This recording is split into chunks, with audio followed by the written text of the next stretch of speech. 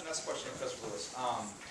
You've touched a little bit on your belief about natural rights. Could you elaborate more on that and then explain, do you distinguish between positive rights and negative rights, and how do you do that?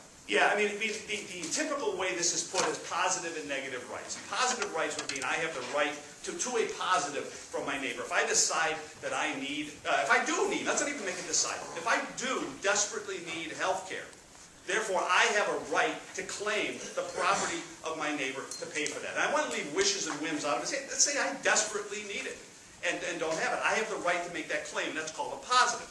Negative rights are generally defined as you have the right just to ask to demand that your neighbor, your rights, my rights would mean that my neighbor cannot take certain actions. I actually disagree with that formulation. I think it's the wrong way to look at it. When you assert the morality of individual rights, I'm asserting a positive. I'm asserting my right to take certain actions as long as they don't violate the rights of others. So I want to recognize existing terminology from rights theorists, but I want to acknowledge my disagreement of it. If you say I have the right to take an action because that action does not violate the rights of others, it's not initiating force against others, you are asserting a positive. Now, as far as natural rights are concerned, I don't like that formulation. I don't like natural law either, because it presumes that rights are out there somewhere. There they go right now. There's one over there. Just like all abstract concepts. Let's find some beauty. There's some over there. We don't see beauty. We see beautiful things.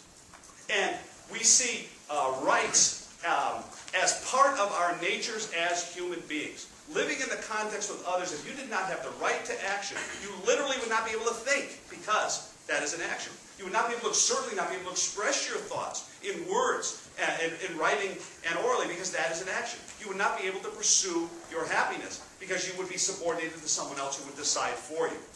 So I think that actually my position is one of positive rights, although that goes against existing terminology, so I won't beat that to death.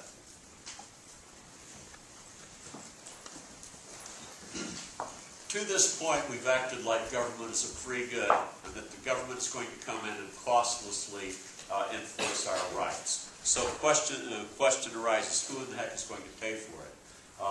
Does the government have the right to enforce, to force people to pay for taxes, to preserve their rights, or to defend their rights, or what have you?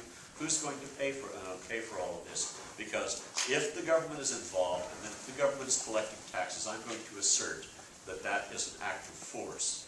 If the government is not collecting taxes, then the government does not have a mechanism by which to enforce the property rights that you assert that you like. So I think that there's a contradiction sort of there. I don't think that we can have government without force, on the force of collection of taxes.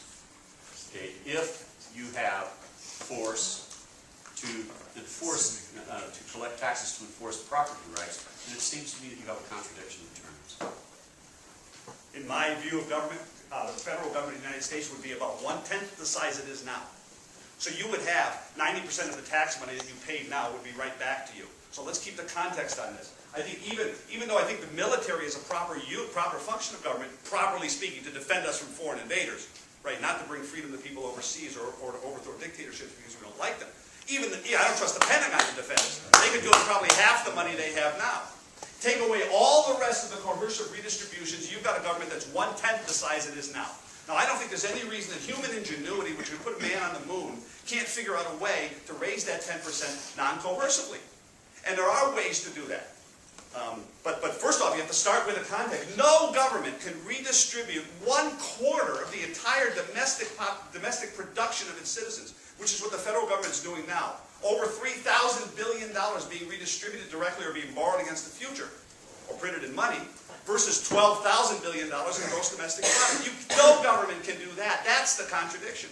Without coercing its citizens. And remember, coercion here, I mean the initiation of force, not the retaliatory use of force. Plenty of ways that we could fund the government 1/10 the size of what we have now. No way we could fund the government as big as it is now and as big as it's going to get in 10 years. So a little bit of force is okay. If we knock it down to 10%. Retaliatory force is the proper use of the government. Since you're interrupted. It's not over. But I didn't think we had it. We do, you know.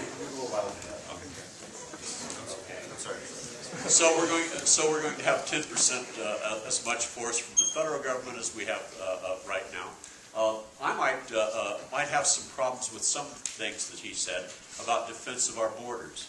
The way that we do our borders, we say foreigners keep out. I have a real problem with believing that people's rights should be defined by which side of some geographic line they're born on. I would get rid of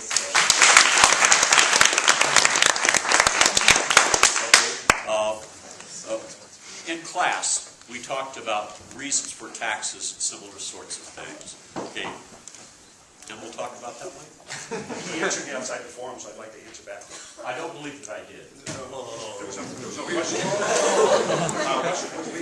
We do allow back and forth in the case there, but if we It's ask. necessary right now. Yeah, okay. Ask a question, and then Professor, we'll reserve, Professor Rosette last. I'm sorry, if you want to. Yeah, I'm in favor of open immigration on the border, so don't let me with the conservatives on that. By the way, as far as the other things such as abortion rights, I think they belong to the woman, and if nobody's business except her and her doctor.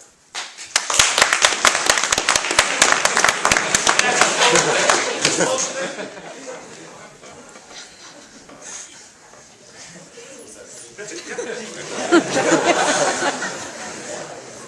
What's really odd is that John and I probably agree far more than we disagree.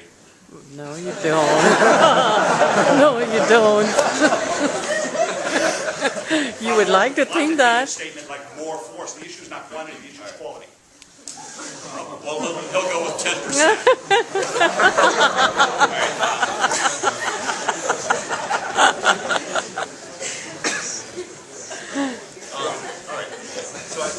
It's horseshit. Defense